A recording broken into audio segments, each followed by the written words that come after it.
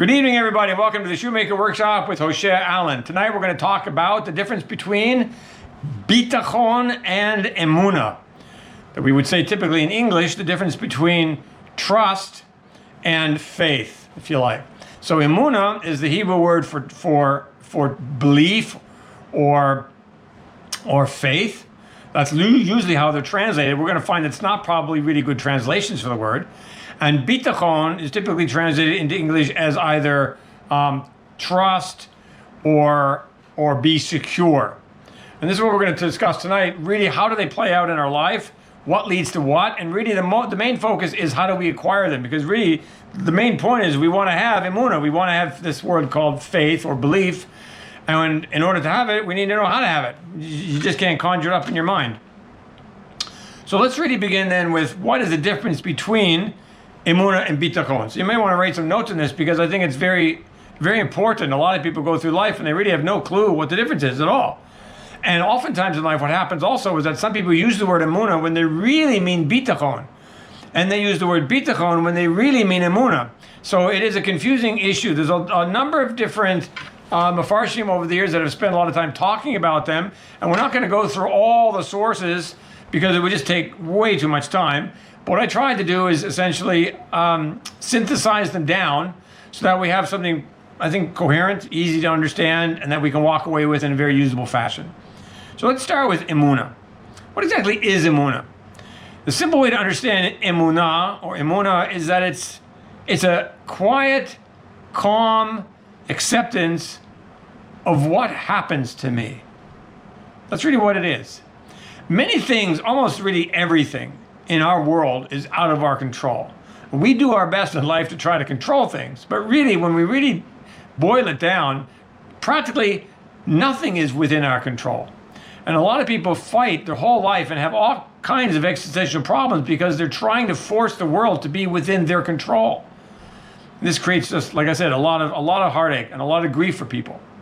But rather, when we realize that really most everything is not in our control, it's like a show. We're one actor in a big, massive show. We can't control what all the other actors are doing and what's happening all around us. But when we realize that Hashem is in control of that, and that what Hashem is doing is orchestrating the entire world, that's called hashgacha, that Hashem has providence in the world. He's controlling what's happening in the world, and we're one player in the midst of that great stage. And not only that, but that whatever is happening is orchestrated for my good, obviously for your good. And we really believe that profoundly, that whatever is actually happening to me and around me as I interact in this world is really orchestrated by Hashem for my good. That's the essence of Emunah. Because when we really see that what Hashem is doing is for our good, that we don't panic, because Emunah and panicking are really opposites. Somebody who has Emunah doesn't panic. He's calm. He's relaxed. He's able to be happy. Why? Because he knows that everything that's happening is for his good. Why would he be upset? If somebody does something good for you and you know it's good and you can see it's good, you're not going to be upset. But the problem with what Hashem does, in a sense, from our point of view, is that when Hashem does things for our good, it's not always readily apparent that it is for our good. Sometimes we think, this can't be for my good. Overriding that default position and realizing that it must be for my good, because there are many, many Pesukim that verify that everything Hashem does, He does for our good. We're not going to go through all the sources. We've gone through them before.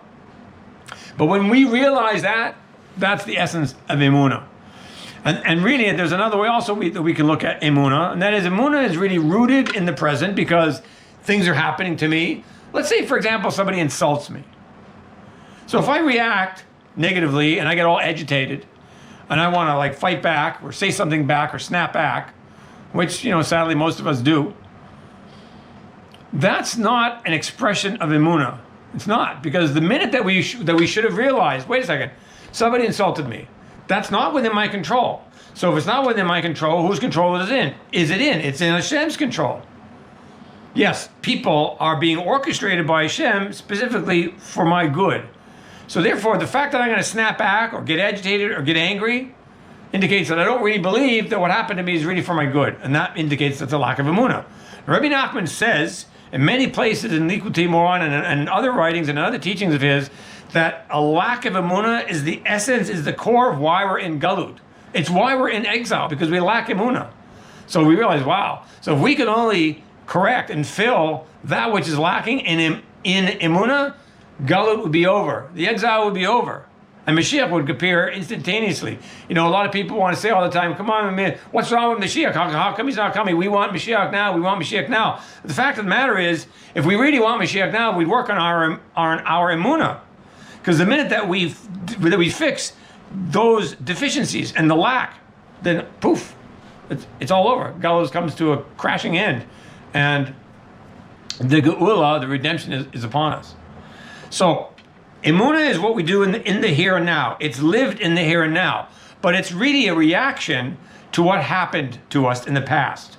Now that could be a split second ago, but it's already in the past. Or it could be a day ago. Or it could be a year ago. Or it could be 50 years ago. Let's say, for example, you have these memories of how your parents raised you, and you still blame them and you still hold grudges for things you think they did wrong against you. Again, it's a lack of emunah. So if you're able to look back in your own life, in your own history, and say, whatever happened to me is for my good, then you're able to forgive people. You're able to get over things. You're able to get rid of the grudges and all the resentment that you harbor against people. So emunah is rooted in the present, but it really looks back, either immediately in the absolute seconds that just took place. Let's say somebody insulted you and right away you want to shoot back, versus I want to be calm. But you're still reacting to what happened, and it's already now in the past, you see? So emunah is something that we are reacting to, in a sense, in the present to what happened to us already in the past. And therefore we can see that really emunah becomes the root and the grounding for doing tshuva. Because what is tshuva all about? Tshuva is really, right, being able to go back and rectify the past. How do you rectify the past? It's already over. Well, one is you can say, I'm sorry, I really regret what I did in the past, and you can really feel that. So the fact that we can look back at the past and we can rectify it through regret indicates that we can actually kind of change the past. We're changing the outcome of the past, might be a better way to put it. And that's an aspect of tshuva, which is an aspect of emunah, because we're able to look back into the past and adjust our mindset and say that whatever happened, it was Hashem's will. Especially if things are out of my control. I may have reacted wrongly to it at the time, but now I can regret that and I can fix that. So you see, emunah is very powerful because it's, again, rooted in the present, but looking back into the past. And so really, another way to look at emunah is that it's in our head and it's in our heart.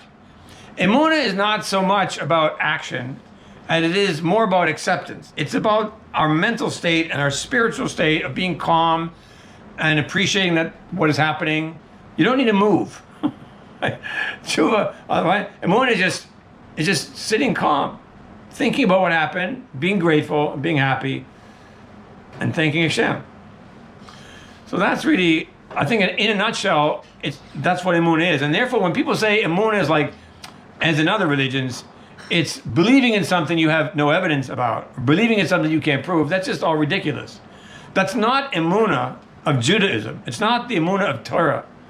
It might be the faith of other religions, but it's not the emunah of Torah. Torah is not believing in something you can't prove. It has nothing to do with that. Emunah is purely our reaction to what happens to us. And when we know that it's for good, then that indicates that we have emunah. So there's no lack of evidence. The evidence is right before us. So really, another way to put it is that our emunah is in Hashem, because Hashem is orchestrating everything. So yes, we have to believe in Hashem, and quote, you don't, quote, see Hashem. So maybe in that sense you want to say that there's an aspect of not seeing things, but all you need to do is look around and open your eyes. You can see Hashem everywhere. There's only people who are willfully blind that don't see Hashem. All right, that is emunah. Now there's another aspect of emunah, which is that there's also emunah in the Tzaddikim.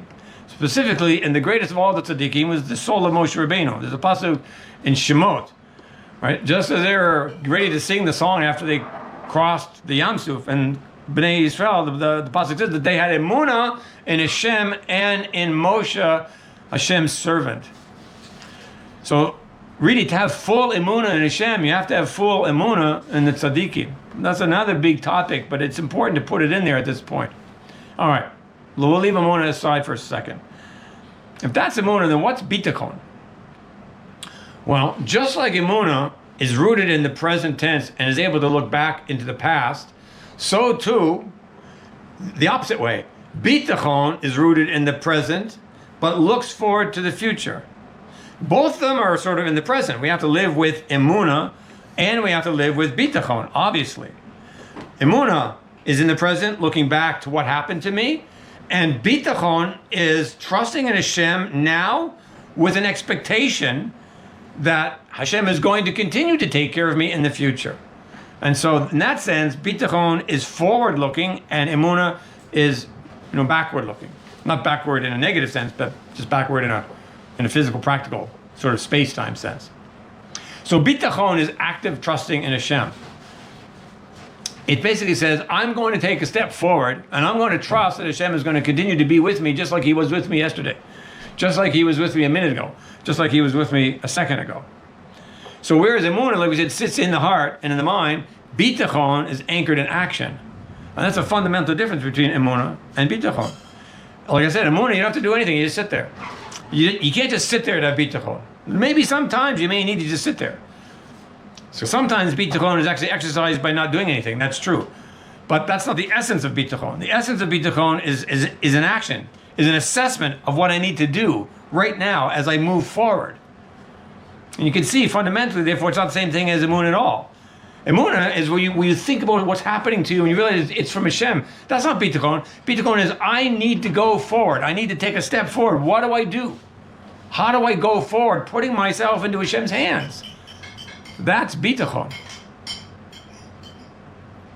So just like we believe through Emunah, right, that what Hashem did for me in the past has been for my good, Bitachon says, I also will continue to believe in the future that what Hashem will do for me is also rooted for the good. So this aspect of Hashem doing things for me for the good is both in the past and in the present. Emunah is the one that looks in the past, and Bitachon is the one that looks into the future. So another way that we can look at the difference between the two is as follows. Emunah, like we said, is acceptance, and Bitachon is initiative. That's true.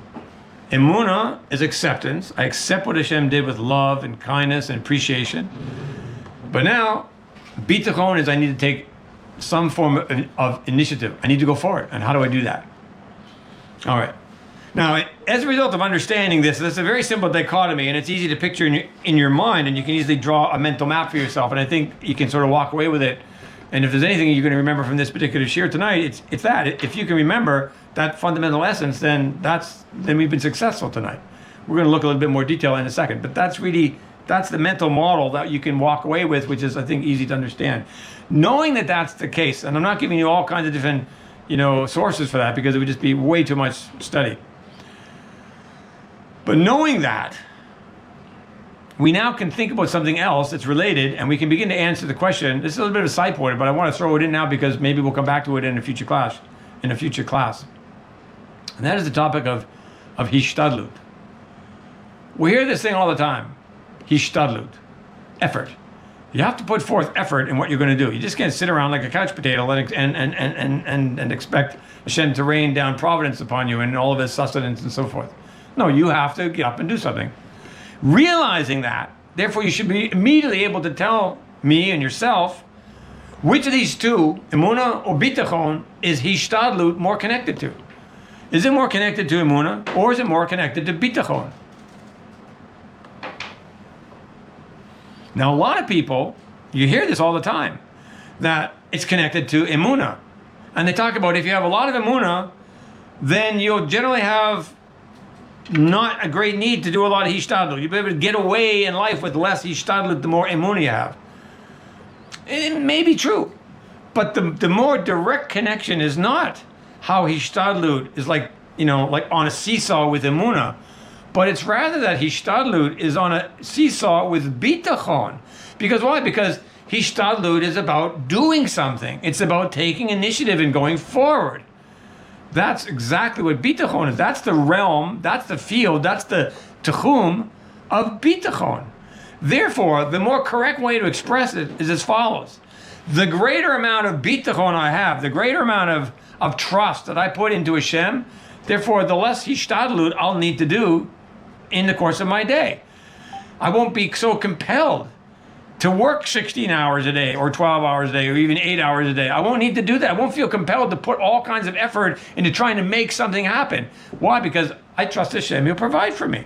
So I'll be quite content with, quote, working less, right, and putting less Hishtadlut into this idea of Parnasa, and instead focus my efforts in other areas, like building Shalom Bayit, right, like working on my Simcha, like increasing my Torah learning, working on friendship between people, etc., which are really part of the kli that we all need, part of the vessel that we all need in order to receive Hashem's providence, in order to receive His shefa and His sustenance for us. So again, I would like to come back to this topic of Hishtadlut in a later class, B'ezrat Hashem, but I think just as we're introducing us to the ideas of Emunah and Bitachon and getting them straight in our mind, it's worth saying that Hishtadlut is really connected more to Bitachon than it is to Emunah.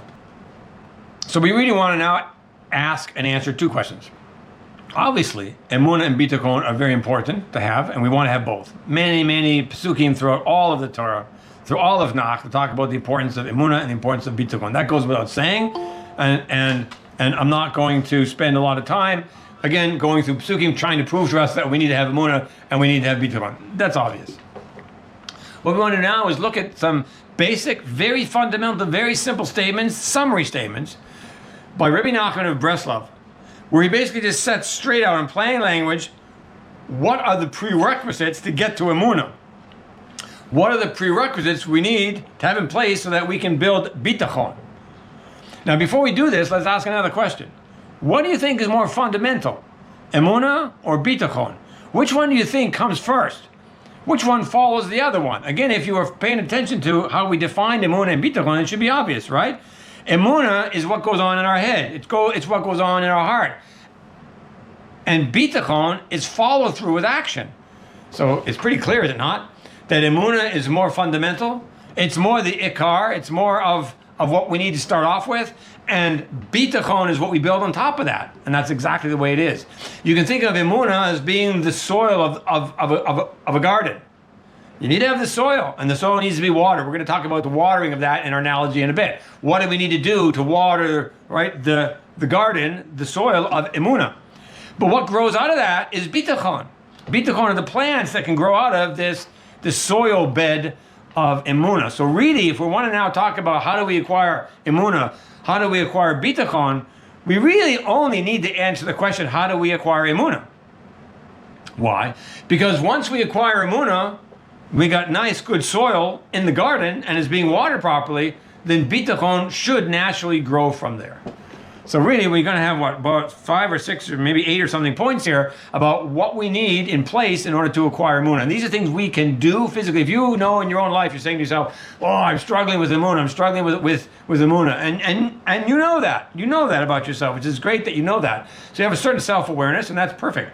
And you know, wow, I wish I had more Emunah. So you don't have to just wish anymore. You don't have to say, I just wish.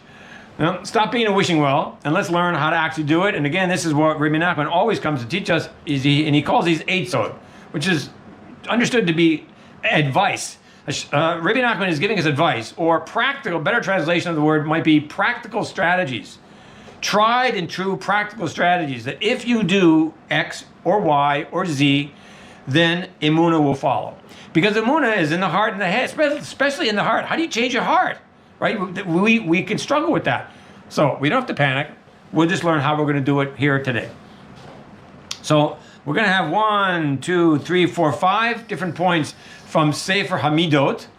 And we're going to look at the chapter called Emunah. And they're numbered. We're going to have number 2, number 10, 11, 24, and 30. Again, I just pulled out different simple statements from Rabbi Nachman to get us started. The first one is in point number 2, which is Beit, and he says the following: Alidei anava niske le'emunah. Through humility, we merit emunah. Say, wow, how do I actually acquire emunah? I need to be humble. So I'm not humble. Okay, so if you want to therefore develop emunah, you have to develop emunah. You have to develop humility first. And what Rabbi Nachman is telling us is the emunah will follow. The minute that you work on being humble, the minute that you realize that how great Hashem is and how lowly we are, and that you're willing to empty yourself and go out and help people. And when we go out and help somebody and we serve somebody else's needs, that's the greatest simple measure of your own humility. If you find that you rarely ever go out and help anybody, and you always want people to help you, you always want other people to serve you, but you don't want to go serve them, okay, that's an indication of the opposite of humility. It means that there's an element of arrogance or gaiva that you have to work on. All right, so humility will naturally lead to emunah. That's the first thing we can work on. Number 2, this is found in Sif number 10. This is Yud. He says the following: Emunah tola bepeh shel adam. He says that emunah depends on the mouth of a person. Therefore, if we speak out statements of emunah, then we'll develop emunah. Now, we've mentioned this before, and we actually have articles about this on our website, that through speaking out, you actually create emunah. You verify and you build emunah in your own world. So this famous expression that we had before that everybody hopefully memorized: Kol Aved Rachmana L'Tavaved. Everything that Hashem does, He does for good. And when something happens to us that seems kind of bizarre, and you're able to say that, right, that everything that Hashem does is for good, and you not just think it, but you say it, that builds emunah. Why? Because that's exactly what Rabbi Nachman says there. He says that emunah tola bepeh shel adam. That emunah depends on the mouth. So in other words, when we speak, we can build emunah. If we stay silent, we just think about things, we're not going to build emunah. So there's another idea that emunah is also connected to the sphere of malchut, which this should be obvious now, because malchut is peh. Famous statement in the Zohar that says malchut peh. Malchut is an aspect of the mouth, because he's the king. Malchut is rulership, right? Malchut is dominion. It's kingship. And how does the king rule? By speaking decrees. So the fact that emunah is dependent upon the mouth indicates that emunah is, at least in one respect, is rooted in the sphere of malchut. It's also in other sphere too, but at least we had a class on sphere last week, so hopefully you can understand that a little bit. So that's the second strategy. Speak out. Speak it out and say, wow, what Hashem did for me is good. And even if you don't believe it's good, and even if you can't see how it's good, like you got sick, let's say you lost a whole 2 weeks of work or a whole month of work, and maybe because of that your job fired you. Your boss fired you, because he got fed up. And he said, and he just let you. He was a bad guy, and he just fired you. And you can say, well, how is this good? I got sick and I lost my job. But if you can say everything that Hashem does for me is for my good, and remember, that's out of my control. I didn't control that I would get sick. I didn't control that I lose a job. That's all out of my control. And we said earlier that emunah is our response to things that are out of our control. And if you can say, even though you don't believe, even if you don't know how, but it must be true. It must be true because the Tzaddikim say it must be true. Hashem doesn't do bad things to me. He only does good even though I don't see it. If you can say it even when you don't see it, that's how you're going to build emunah. And that's how eventually you'll start feeling it in your heart. All right, the third strategy. This comes from paragraph 11. Aladei halimud nishbarim kol hakfirot. Through learning, and here it means learning Torah, through learning Torah we break all heresies. So a heresy is the opposite of having emunah. Right? A heresy basically says, I don't believe that things are always happening to me for good. I just don't believe that. I believe that things can be bad for me. And then we end up blaming and blaming and blaming. We play the blame game. So what does he say here? He says that learning Torah breaks kafira. It breaks all those heretical ideas that can bind to our mind and confuse us. So limud Torah. That's the third strategy. Number 4 is found in paragraph 24 where he says, Emunah ba'al yidei shtika. Emunah comes through silence. Wait a second. Hoshea, you just told me that emunah comes by talking. And now Rabbi Nachman is telling me that emunah comes by silence. So I don't know that I'm going to believe you anymore, Hoshea. You're going to give me funny stuff here. So what does he mean here through silence? He means silence in the face of insults. This is clearly proven in other places where Rabbi Nachman explains this out. When somebody insults us, somebody humiliates us, somebody embarrasses us, and we don't shoot back and we remain silent, again, calm, that's an aspect of emunah, the calmness, and we don't speak back and we stay quiet, that's Torah Vav, that's Torah number 6 in Likutei Moran. That's how we build emunah, which is also an aspect of tshuva, again, which we also saw. So if you want to learn that in more detail, do that. Take a Likutei Moran and learn Torah number 6. We've talked about it again before, we have classes on it. in our YouTube channel, specifically about Likutei Moran Torah 6 and how shtika, silence, is an aspect of tshuva, which builds emunah. So I'm not contradicting myself. One is that when things happen to us, it's for our good. We say, wow, this is for my good. Now, when somebody just insulted you, don't say to that person, oh yeah, thank you. Yeah, because that's for my good. It's always going to come across wrong. So at that point, you're silent to the person. But when you're given an opportunity, when you're by yourself, then say to Hashem, thank you for that. And I know it's for my good and really mean it. So there's a time to speak and a time not to speak. Shlomo Melech says so in the first, chapter 3 in Kohelet. All right, and number 5 is found in paragraph 30, which is Lamed, and he says the following: Emunah ba'al lidei tzedakah. So, Emunah comes through giving charity. Oh, that one bites, right? All the other ones, okay. I can speak out, say, yeah, Hashem did good to me, and I can work on my learning Torah, and I can try to work on being quiet when somebody insults me. But giving tzedakah, I don't know about that one. Well, yeah, I want to hold on to my money, right? So I read somewhere the other day a very interesting pshat. The real money we have, the eternal money that we have, the money that will last forever, is the money that we give away. The money we try to hold on to, you only have it temporarily during this world. But the money that you give away, that's for us forever in Shemayim. And that's real money. That's the real stuff. So we have to learn to break that taiva, that appetite, that lust for money.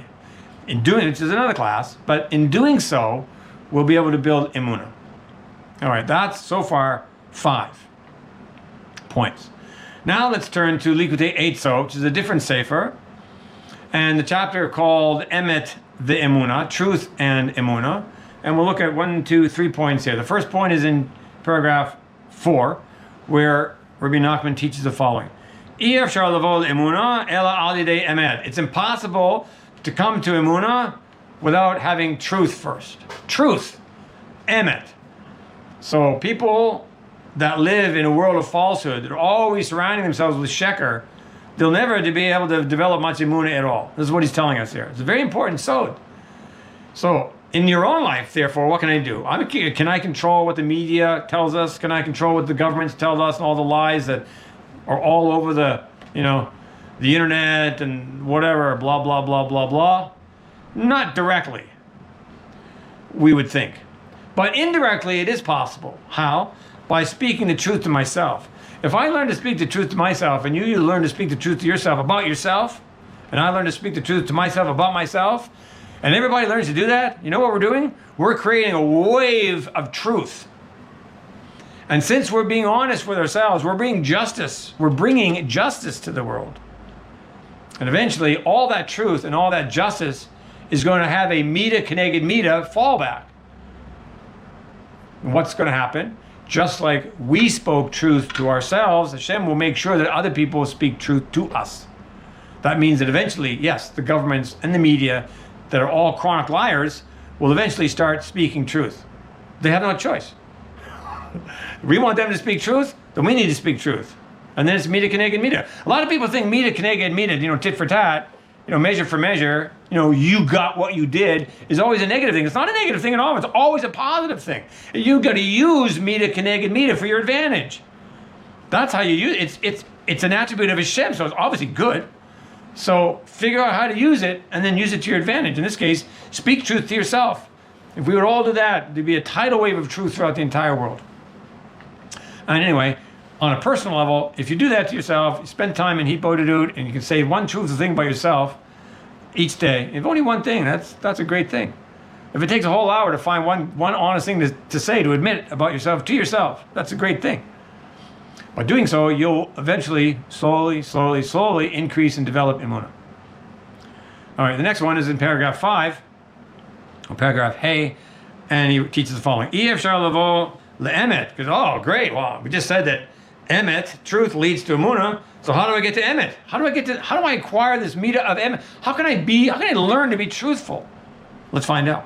Efshar lavo le'emet ela alidei hitkarvut latzadikim amitiim. It's impossible to arrive at truth in your own life, to come to truth, without connecting yourself, without drawing near to the true tzaddikim. V'yelech b'derech atzatam, and walking in their advice that they give to us. V'lo yite liyamin v'lismol mi divrehem, and not tilting or veering off to the left or veering off to the right of what they tell us.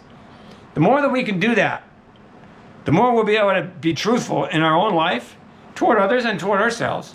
And that in turn will lead to Emunah. So what's all that dependent on? You need to find who the tzaddikim are. And you're not going to be able to find it out. There's no website. And if you ask ChatGPT, it's not going to give you the answer. Can you please list me all the 36 hidden tzaddikim? That's how you're not going to find it out by Googling it. You're going to have to pray about this one. You have to really pray about this one and ask Hashem to help you to see who they are, to draw you close to these people. You may not even know who any of them are yet. Okay, and that comes from, you have to have yearning. You have to really want that. And Hashem will reward that. It may take time. It may take a lot of time, depending on what Hashem realizes is best for you. Some people are able to find tzaddikim and really know who they are, after a month of prayer or 2 weeks of prayer. Other people take 20 years. Who knows? But that's what you need. So drawing close to the tzaddikim will lead to the attribute of truth, which is again tiferet. That is the shiur of tiferet, which is Yaakov Avinu, which is really also the Torah, and that in turn will lead to Emunah. All right, Vav, which is now paragraph 6, a little piece from paragraph 6, also in the same chapter. Rabbi Nachman says, Al Yidei Shemit Paleh B'Koach, by praying with power, with praying with kavana, with praying with concentration, paying attention to our prayers. B'Koach, that means power and strength. Umachnis kol kocho be'otiyot hatefillah. We've talked about this before. This stuff is not all new to us. It should be new to us. What does that mean? It means to put all of your power, all of your strength, all of your effort into the letters of the tefillah. Here he's specifically talking about Shemona Esrei. But it could also relate to Hitbodedut. That when you do Hitbodedut, you really put your heart into it. You don't like lackadaisical about it. But mostly even in Shemona Esrei, you can build Emunah by praying Shemona Esrei with koach. It doesn't mean you're screaming. It doesn't mean you're making a big commotion. It means you're concentrating on every single word and every single letter. If you can do that, that will build Emunah. You say, how? We don't need to know how. Rabbi Nachman is just simply telling us the spiritual mechanisms that will work for you. Just like we talked about before with the analogy that you want to turn your car on. And you say, how does it work? You don't care how it works. All you need to know is I put the key in and I turn it and it works, right? That's all you really care, unless you're a mechanic or an engineer. But most of us could care less. So put that exact same mindset here. Who cares? All I need to know is, Rabbi Nachman says, if I do my Shemona Esrei with tremendous concentration, and I pay attention to every single word, every single letter, that's like just putting the key in the ignition, and turning it, and then the car goes on. You'll have Emunah. You'll begin to build Emunah like you've never built it before. You wonder, wow, how come all of a sudden now I just feel like everything is like for my good? You're not struggling with that anymore. Hey, maybe it's because I'm actually concentrating on my Shemona Esrei. Maybe. Hey, maybe. Right, and he finishes off that statement by saying, Al lezeh zochin le'emunah. By doing that, we merit Emunah. That's what he says. Now that's the whole concept of coming to the tzaddikim. The tzaddikim tell us things.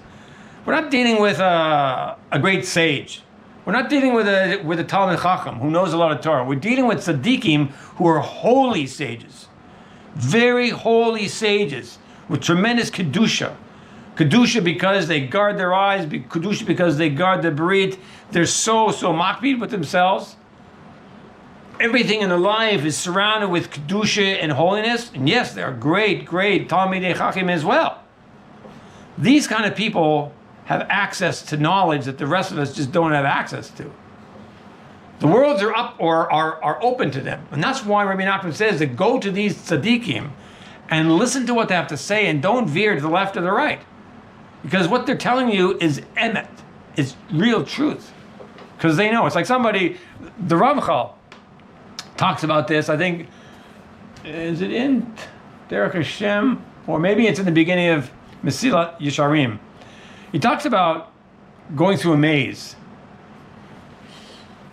You know those mazes, those walk-in mazes. You know, we used to have them when I was a kid. These like walk-in mazes. They were like great fun for children. They were made of these big shrubs and hedges. And every summer we would love going to these places for summer vacation. And you'd run through them and you'd go this way and that way. You have a dead end and you'd run back. You had no clue how to get through the maze or get to the middle or whatever the goal was and then get your way back out. You had no clue because you had no map.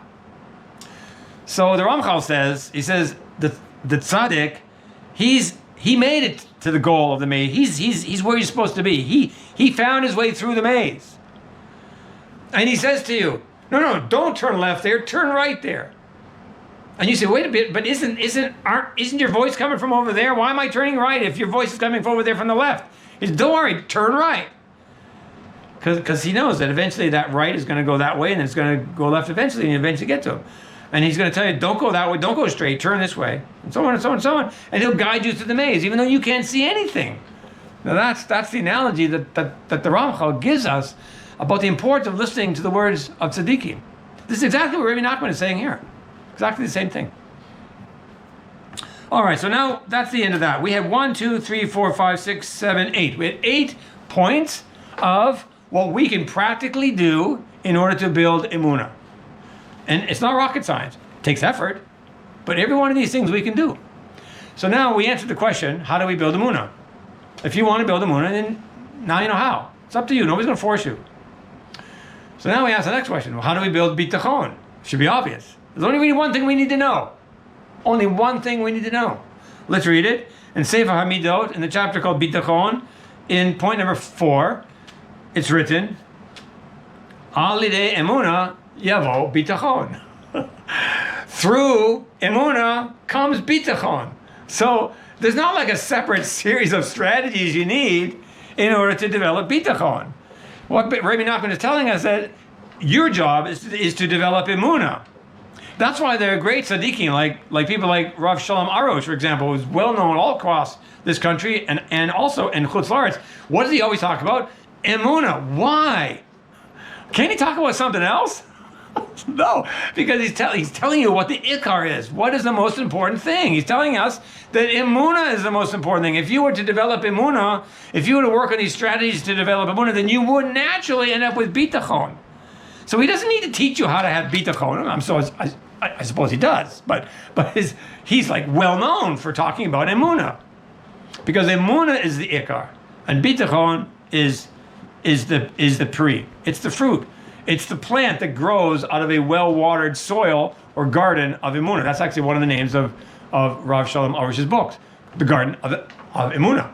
So we talked here today 8 strategies on how to water the garden.